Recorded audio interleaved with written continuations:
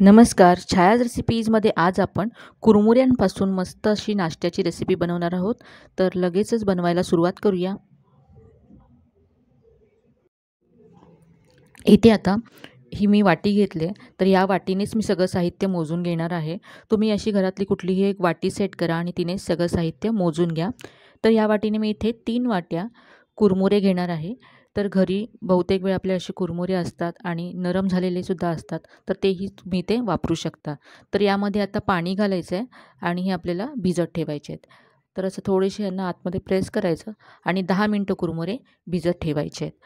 तसंच इथे त्याच वाटीने मी इथे 1 वाटी रवा घेतला आहे. जाड, बारीक कोणताही रवा तुम्ही घेऊ शकता. यामध्ये सुद्धा पाणी घालायचं. रवा भिजेल इतकं पाणी घालायचं आहे आणि हा रवासुद्धा आपल्याला भिजत ठेवायचा आहे.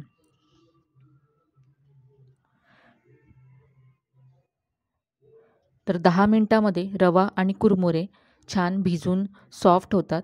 कुरमुरेसुद्धा सॉफ्ट झालेत. तर आता हे आपल्याला वाटून घ्यायचे आहेत. मिक्सरच्या भांड्यामध्ये काढून घेऊया.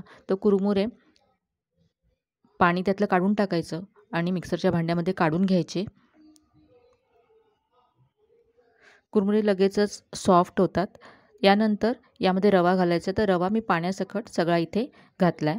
आता त्याच वाटीने यामध्ये 1 वाटी पाणी घालायचं आहे आणि हे वाटून घ्यायचं आहे. यामध्ये आपण आज दही वापरणार नाही आहोत. तुम्हाला हवं असेल तर तुम्ही अर्धी वाटी इथे दही घालू शकता. तर हे पहा मी असं वाटून घेतलं आहे. अगदी स्मूथ असं हे पीठ आपलं तयार झालं आहे. वाटताना यामध्ये मी फक्त 1 वाटी पाणी घातलं होतं. तर हे बाउलमध्ये आपण काढून घेऊया. आता यामध्ये 1 वाटी तांदळाचं पीठ घालायचं आहे. त्याच वाटीने इथे मी मोजून 1 वाटी तांदळाचं पीठ घालते. आता याला मिक्स करून घ्यायचं आहे. तांदळाचं पीठ घातल्यानंतर हे पहा खूपच घट्ट झालं आहे. तर यामध्ये आपल्याला आता आणखी पाणी घालावं लागेल. तर आता इथे आणखी 1 वाटी पाणी मी घालते. पाणी घातल्यानंतर मिक्स करून घ्यायचं आहे. सगळ्या गुठळ्या याच्यातल्या काढून घ्यायच्या आहेत.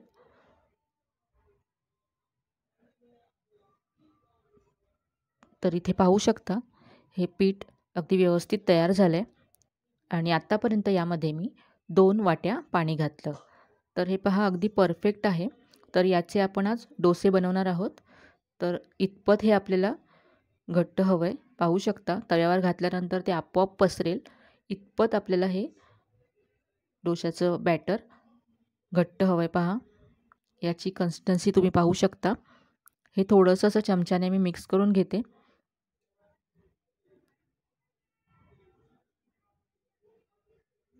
पुन्हा याची एकदा कन्सिस्टन्सी तुम्ही पाहून घ्या. असं आपल्याला पीठ याचं हवं आहे. आता यामध्ये चवीप्रमाणे मीठ घालायचं आहे.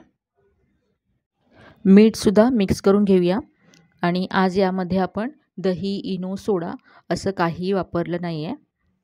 तर हे काही न वापरता आज आपण याचे डोसे बनवणार आहोत.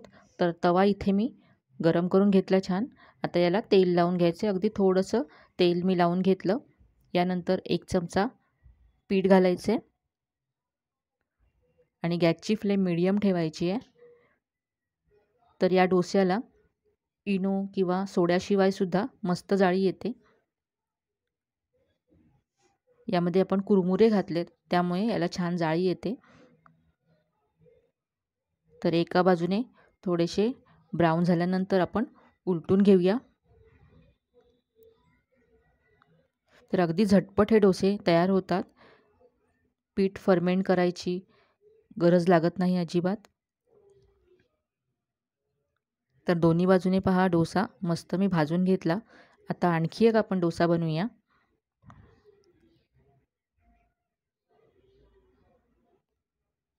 तर इथे तुम्ही लक्षात ठेवा तुम्हाला इथे 2 वाट्या पाणी लागतं हे पीठ तयार करण्यासाठी आणि हे तव्यावरती घातल्यावरती आपोआप पसरेल इतपत हे पातळ पीठ आपल्याला करून घ्यायचं आहे. एका बाजूनी जाळी आल्यानंतर हा डोसा उलटून घ्यायचा. आणि दुसऱ्या बाजूने सुद्धा किंचित ब्राऊन रंग आल्यानंतर डोसा हा काढून घ्यायचा. अगदी झटपट हा डोसा तयार होतो. एकानंतर एक तुम्ही हे डोसे झटपट नाश्त्यासाठी बनवू शकता. तर असेच आता आपण सगळे डोसे तयार करून घेऊया. तर इथे पहा सगळे डोसे तयार आहेत. अगदी मस्त असा हा नाश्ता आहे. घाईच्या वेळेससुद्धा तुम्ही झटपट हे नाश्त्यासाठी बनवू शकता, टिफिनसाठी बनवू शकता. चटणीबरोबर मी इथे सर्व केलं आहे.